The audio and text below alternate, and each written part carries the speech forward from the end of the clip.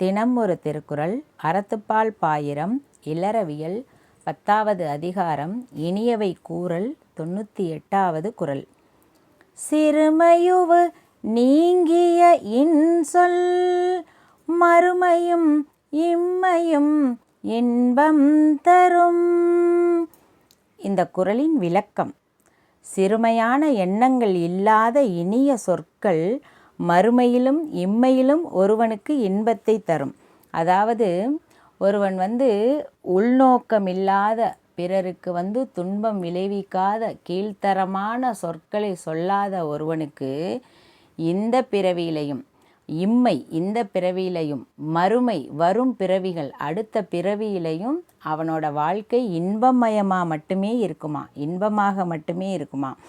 பிறருக்கு துன்பம் விளைவிக்கும் சிறுமையிலிருந்து நீங்கிய இனிய சொற்கள் மறுமைக்கும் இம்மைக்கும் வழங்குவோனுக்கு இன்பம் தரும். இந்த பிறவியிலையும் அடுத்த பிறவியிலையும் இனிமையான சொல்கிறவங்களுக்கு அவங்க வாழ்க்கையே இன்பமாக மட்டும்தான் இருக்குமா.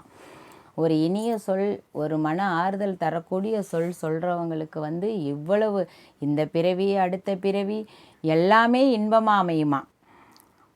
பிறருக்கு மனத்துன்பம் தராத இனிய சொல் ஒருவனுக்கு இம்மையிலும் மறுமையிலும் இன்பம் தரும். சிறுமைத்தனமற்ற இனிய சொல் ஒருவனுக்கு அவன் வாழும்போதும் வாழ்ந்து மறைந்த பிறகும் புகழை தரக்கூடியதாக இருக்கும். ஒரு நல்ல சொல்ல ஒருத்தன் இனிமையான சொற்களை பேசிட்டு போகிறவங்க அவங்க வாழும்போதே புகழோடு தான் இருப்பாங்க.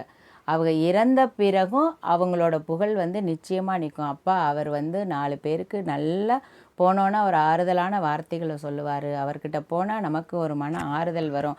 எந்த ஒரு கீழ்த்தரமான உள்நோக்கமும் இல்லாமல் அவரோட பேச்சு நமக்கு நிம்மதியை கொடுக்கும் அப்படின்னு சொல்லுவாங்க இல்லையா. அவங்க இறந்தாலும் அவங்களுடைய புகழ் நிலைத்திருக்குமாம்.